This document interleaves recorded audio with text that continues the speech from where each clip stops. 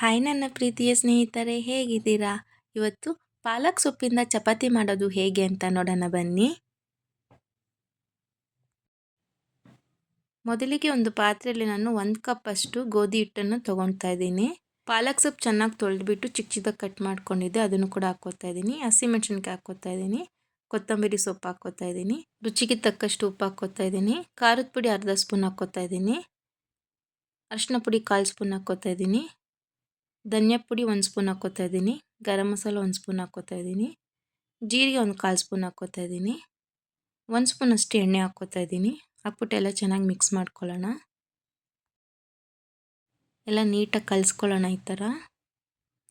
ಈಗ ಒಂದು ಸ್ವಲ್ಪ ನೀರು ಹಾಕ್ಬಿಟ್ಟು ಹಿಟ್ಟು ಕಲಿಸ್ಕೊತಾ ಇದ್ದೀನಿ. ನೋಡಿ, ಈ ಥರ ಇಷ್ಟು ಸಾಫ್ಟ್ ಕಲಿಸ್ಕೊಂಡ್ರೆ ಸಾಕು. ನಾನಿಲ್ಲಿ ಚಪಾತಿ ಬೇಲಿ ಇಟ್ಕೊಂಡಿದ್ದೀನಿ. ಈಗ ಒಂದು ತವ ಮೇಲೆ ಎಣ್ಣೆ ಹಾಕ್ತಾ ಇದ್ದೀನಿ.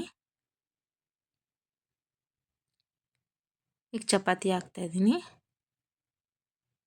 ಮೇಲಿಂದ ಎಣ್ಣೆ ಹಾಕ್ತಾಯಿದ್ದೀನಿ 1 ಸ್ಪೂನ್ ಅಷ್ಟು. ಈಗ ಒಂದು ಸೈಡ್ ಬೆಂದಿದೆ, ತಿರ್ಗಿಸ್ಕೊಳ್ಳೋಣ. ನೋಡಿ, ಚೆನ್ನಾಗಿ ಬೆಂದಿದೆ. ಈಗ 2 ಸೈಡು ಬೆಂದಿದೆ. ಈಗ ಸರ್ವಿಂಗ್ ಪ್ಲೇಟ್ಗೆ ಹಾಕ್ಕೊಳ್ಳೋಣ.